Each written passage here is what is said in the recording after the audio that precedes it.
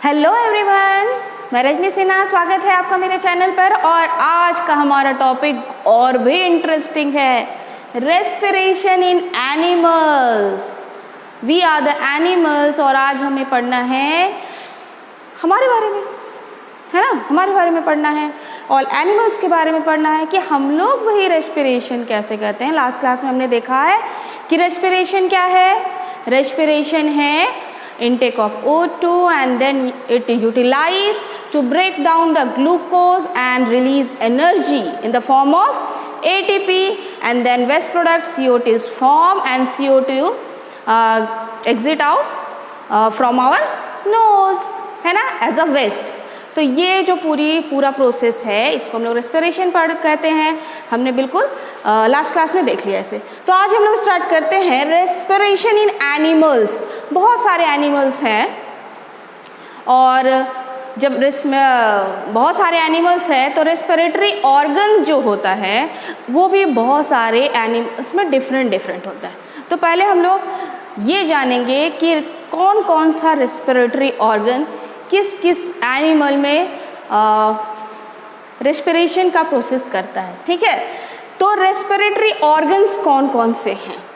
Skin, यहाँ आप लोग देख रहे होंगे अर्थवॉर्म, यहाँ आप लोग फ्रॉग भी ले सकते हैं। मतलब कुछ ऐसे एनिमल्स हैं लाइक अर्थवॉर्म एंड फ्रॉग जो अपने स्किन से ही सांस लेते हैं, है ना। उनका रेस्पिरेटरी ऑर्गन कौन सा है?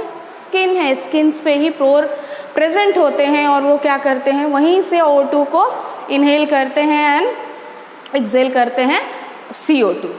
ठीक है, तो skin is the respiratory organ in earthworm and frog. Next देखिए गिल्स। गिल्स के बारे में आपने सुना होगा, मछलियों में गिल्स होते हैं, फिशेस हैव द गिल्स, है ना। तो yes, fishes, prawn and many others aquatic animals have the gills and they take oxygen through their gills। अब देखो, इसको मैं समझाती हूँ आप लोगों को, ठीक है। एक्वेटिक एनिमल्स जो होते हैं उन्हें पानी में रहना, एक्वेटिक हैं तो पानी में ही रहना ना। तो ऑक्सीजन जो है वो फ्री फॉर्म में उन्हें नहीं मिलता। किस फॉर्म में मिलता है? हाँ, वाटर में वो रह रहे हैं तो वो वाटर का फॉर्मूला क्या है? हाइड्रोजन के साथ बाउंड किया हुआ है ऑक्सीजन को, इसको तोड़ना है इन्हें, तब जाके ऑक्सीजन को लेना है। तो इनका प्रोसेस थोड़ा टफ भी हो जाता है, ठीक है।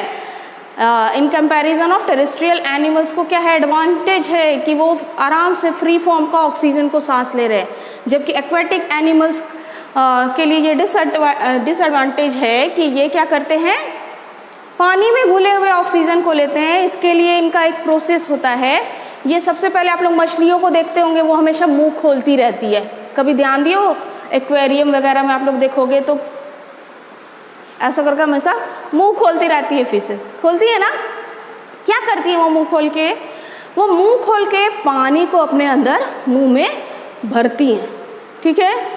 पानी को अपने अंदर भर रही है मुंह के अंदर और गिल्स के द्वारा।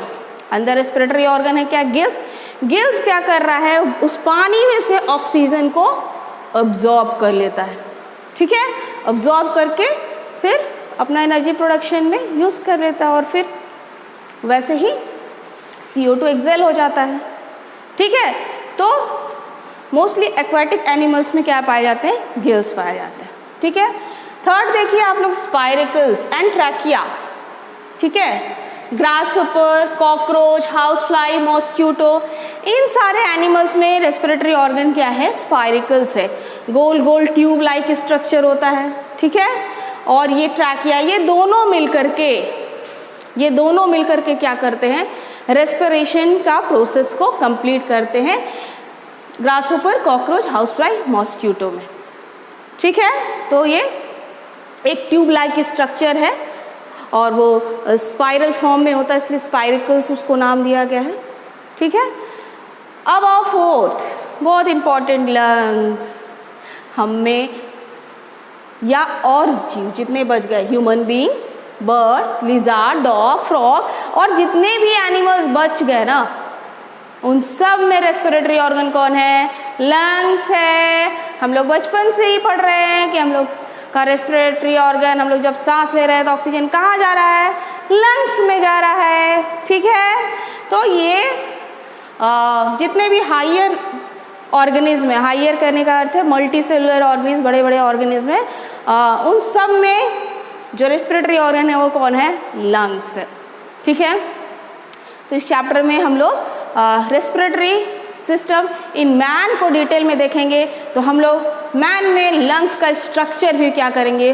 फुल डिटेल में देखेंगे। लेकिन उससे कुछ और चीज़ें हैं जो डिस्कस करना पहले बहुत ज़रूरी है, ठीक है। Features of respiratory organs. In respiratory organs का कुछ स्पेशल फीचर होना चाहिए, ठीक है, और होता है ना। इन फीचर्स के बिना, ठीक है, कोई भी रेस्पिरेटरी ऑर्गन जो है वो अच्छे से परफॉर्म नहीं कर सकता। तो इनके क्या इंपॉर्टेंट फीचर हैं भाई, है ना।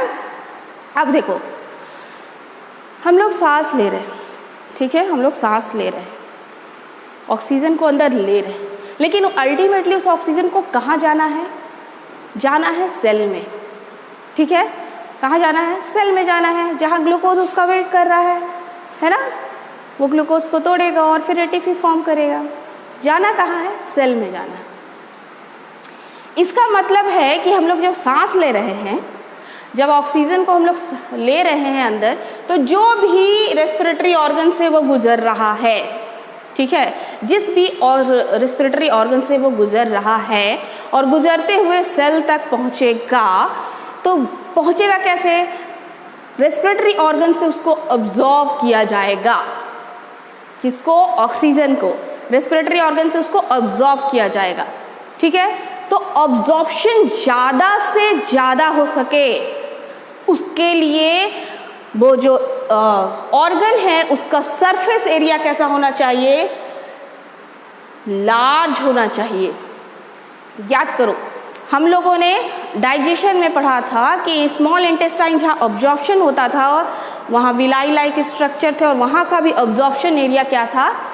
बहुत लार्ज था, है ना। तो जितने भी रेस्पिरेटरी ऑर्गन होते हैं उनमें ये एक स्पेशल कैरेक्टर क्या है? Large surface area to get enough oxygen. वो ज़्यादा से ज़्यादा ऑक्सीजन को क्या कर सके? अब्जॉर्ब कर सके, इसलिए उनका सरफेस एरिया बहुत बड़ा होना चाहिए, ठीक है। यहाँ एक जिक्र कर देते हैं हम कि ह्यूमन बीइंग के लंग्स का जो सरफेस एरिया होता है वो 80 स्क्वायर मीटर होता है, एक लगभग टेनिस कोर्ट के साइज का। टेनिस कोर्ट के साइज का हैला, ये तो बहुत बड़ा हो गया, है ना। इतना बड़ा लंग हमारे अंदर इतने छोटे से जगह में। यस, तो आप सोच सकते हो कि सरफेस एरिया कितना बड़ा होना चाहिए, क्यों, और बड़ा होता क्यों है? ताकि वो ज़्यादा से ज़्यादा अब्जॉर्ब कर सके, ठीक है, क्योंकि वो पूरे सिकुड़े हुए फॉर्म में हमारे अंदर मौजूद होता है, इसलिए छोटी सी जगह में आ जाता है, लेकिन उनका सरफेस एरिया क्या है? बहुत बड़ा है। क्लियर? सेकेंड पॉइंट देखिए, thin wall for an easy diffusion and exchange of respiratory gases, ठीक है। अब उसका जो वाल है, किसका? रेस्पिरेटरी ऑर्गन का जो वाल है वो थिन होना चाहिए, पतला होना चाहिए, इतना पतला होना चाहिए कि आराम से गैसेस डिफ्यूजन के द्वारा क्या कर सके। कल लोग डिफ्यूजन देखे थे कि from higher concentration to lower concentration अगर मटेरियल का ट्रांसफर हो रहा है तो उसको हम लोग बोल रहे हैं डिफ्यूजन, ठीक है। तो इतना पतला दीवार होना चाहिए, इतना पतला वाल होता है रेस्पिरेटरी ऑर्गन का कि आराम से डिफ्यूज़न हो सके गैसों का, ऑक्सीजन इनहेल हो जाए और जो कार्बन डाइऑक्साइड है वो एक्सेल हो जाए। ओके, थर्ड पॉइंट देखिए, rich blood supply for the transport of respiratory gases. Rich blood supply, अब यार ऑब्जॉर्प्शन तो हो रहा है लेकिन उसको सेल तक कौन पहुंचाएगा? कौन पहुंचाएगा? ब्लड पहुंचाएगा। बिकॉज जितने भी हमारे बॉडी में ट्रांसपोर्ट का काम चल रहा है, जितने भी एनिमल्स में की बॉडी में ट्रांसपोर्ट का काम चलता है, कौन करता है? ब्लड करता है। तो कहाँ जाएगा? ब्लड में जाएगा। तो ब्लड उस ऑर्गन के आसपास होना तो चाहिए, ब्लड का जितना वेसल्स है उस ऑर्गन के आसपास नहीं होगा तो ऑब्जॉर्ब होगा, ऑक्सीजन तो कहाँ जाएगा।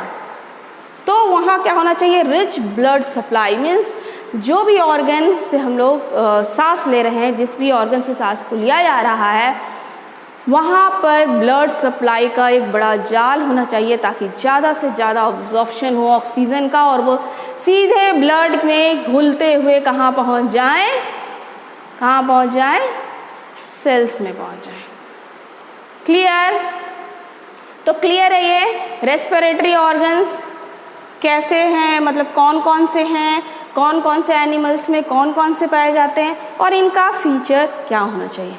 ठीक है, तो अब आगे हम लोग देखेंगे, हमारे नेक्स्ट वीडियो में हम लोग देखेंगे respiratory system in human being. ठीक है, सो थैंक यू।